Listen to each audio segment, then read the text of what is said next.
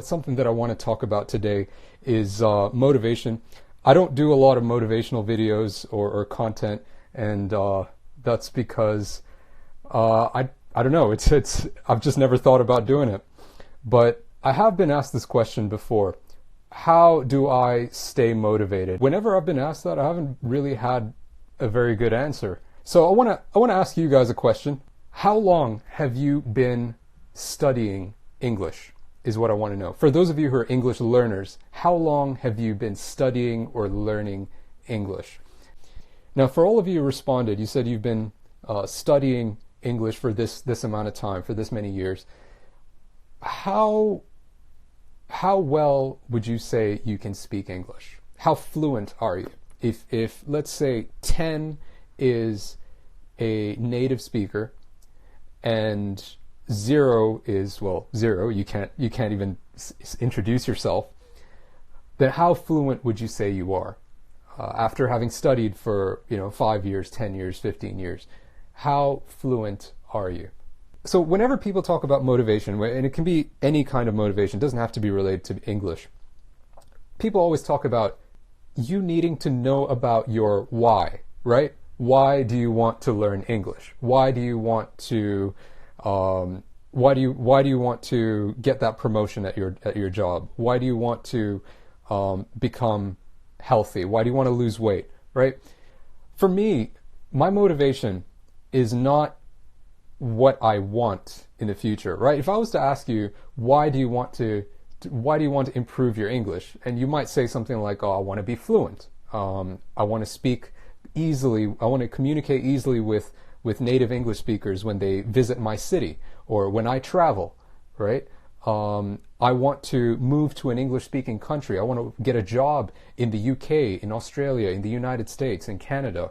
I want to go to university in Canada and all of these things." But these are ideas that you're thinking about all the time, right? I don't need to remind you that you want to go and study in the UK or in Canada, right? This is already in your mind, but still you might feel like you just don't have the motivation to study or to put in the time into your English practice. Now, here's what motivates me. I don't ask myself, I'm gonna switch the question around. I'm not gonna ask you about what you want in the future. I'm not gonna ask you about what your end goal is. I'm gonna ask you about what you don't want in the future. I could ask you the question, where do you want to be in 5 years? Where do you want to be in 1 year? Where do you want to be in 10 years? And you could easily answer that in an instant. You don't have to think about it. You can say, I want to be working in the UK, right? That might be your goal. That might be the reason why you're studying and trying to improve your English. But I'm going to ask you this. Where do you not want to be in 5 years? Where do you not want to be in 10 years? Let me ask you this in a more direct way. In 5 years from now, or in 1 year from now, do you want to have the exact same level of English as you do right now? In 1 year from now, do you want to have the exact same IELTS score that you have right now? In 1 year from now, do you want to be rejected from that university that you want to go to just because your English level wasn't good enough? You see, what motivates me is not what I want in 5 years or what I want in 10 years. What motivates me is my worst fear, actually. And, fear can be treated like a dirty word, right? People don't like to portray the word fear in a positive light most of the time, right? And Sarah, you're being very honest. Thank you for sharing that. Sarah says she doesn't want to be at the exact same level that she is at right now. But here's the reality, right? If you don't take action right now and work on your goals, you are going to be at the same level that you are right now. You see, if you don't develop your speaking skills and you don't do something about it right now, tomorrow your English level is going to be exactly the same as what it is right now. A week from now, if for 1 week you don't do anything, your English level will be exactly the same. If not, it'll even be lower because you haven't been practicing it. So let me show you something. one thing that I think a lot of people don't realize is how precious and valuable time is. Time is this gift that we all get, and we can only use it once. Once we use it, it's gone. The time that I'm putting into this live right now, let's say that I spend about 30 minutes on this live. That means that I now have 30 minutes less in my life to do the things that I want to do during my life. I mean, I'm going to die at some point. I just don't know when that is. I could die tomorrow. I could die next week. But let's say if I was to die tomorrow, then out of my 24 hours, at the end of this live, I would have lost 30 minutes. And I'd have 30 minutes less to do the things that I want to do in my last 24 hours of life. Now, if we were to scale that up a little bit, do you know how short your life is if, say, you were to live till the age of 80? Do you all know what graph paper is? Graph paper. Graph paper, it's like that. You might have used it in math class in school. It's this piece of paper where there are squares, little squares on it, and it helps you to draw straight lines and plot graphs, right? It looks something like this. This is not graph paper, but this is a notebook, and it's got squares on it. Can you see that? All right, this is a notebook. In Japan, a lot of notebooks are like this. They have squares because this helps with writing Japanese characters neatly. But this is not graph paper, but I'm just using this as an example. This is actually my Japanese vocabulary notebook. So you can see I've got a whole list of words that I need to learn and become familiar with. Your life, I want to say this, your life is so short. I could plot your entire life on just these two sheets of paper. If I was to say each tiny square, each small square represents a week of your life, your entire life would fit here. Right now, let's say you're 20 years old. This much of your life approximately is gone. And once you reach 60, you probably won't have the strength or energy to do the things you want. So that's another 20 years. So really all you have, if you're 20 years old, you only have about half of this. You have about one page left to do what you want to do. And my question to you is, with each moment, with each hour, with each day, how are you spending your time? How are you spending your time? The time that you will never ever get back. How much time do you spend just watching TV? Useless programs that serve no purpose, that aren't developing you in any way. How much time do you waste watching TV? That's not to say that TV is bad. It has a role. We all need a little bit of stress relief. We can't be working all the time. How much time do you spend playing video games on your phone? And how is that going to help you achieve the goals that are most important to you?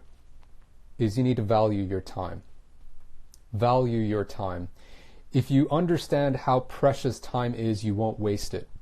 If you understand how precious time is, you're not going to feel too lazy to study English or to spend that time preparing for your IELTS exam.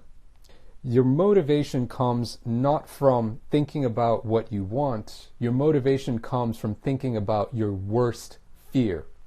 Your motivation comes from what you don't want, right? There's that really famous story that gets told a lot. A man asked this other successful man, and he said, I want you to teach me to be successful like you. And so the successful man said, meet me at the beach tomorrow morning, 8 a.m. So they met up at the beach. The successful man said to the young guy, the young guy came up, he was all dressed in a suit, right? He was dressed in a suit. He was ready to do training. And the successful guy was wearing his shorts, and that's it. Like, he was ready to go for a swim. And he said, get into the water with me. So they both stepped out into the water. The young guy, he wasn't sure what was going on, but he wanted to learn from this successful man. He wanted to be successful, right? So he got into the water, his suit got wet, and he said to the successful man, okay, so what do I need to learn first? And the successful man just grabbed him and he pushed his head under the water and he held him there.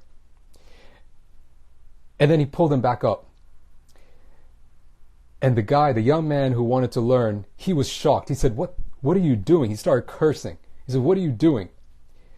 And the successful man looked at him and he said, you don't get it? And he pushed him under the water again and held his head down.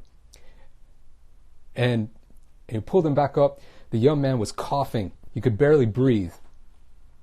And he said, what are you doing? You trying to kill me? And the successful man said to him, he says, when you were underwater, that feeling of wanting to breathe, of struggling to breathe, how badly did you want to breathe? How badly did you want air? How important was it for you to get air into your lungs? He says, when you want success as badly as you want to breathe when you're drowning, that's when you can start to be successful. And, we look at that and we kind of think, okay, the key to being motivated is to simply want success, right? Want it badly. But if we think a little bit further, right? If we think a little bit further, it's not, when that young man was drowning, it wasn't about him wanting the air really badly. It's that he didn't want to die, right? Isn't that what is really going on? The fear of dying is what motivated him and what made him value the air so much. So again, I'm going to stress my point. I'm really trying to illustrate my point here. The key to being motivated is not thinking about what you want. The key to being motivated is thinking about your worst fear.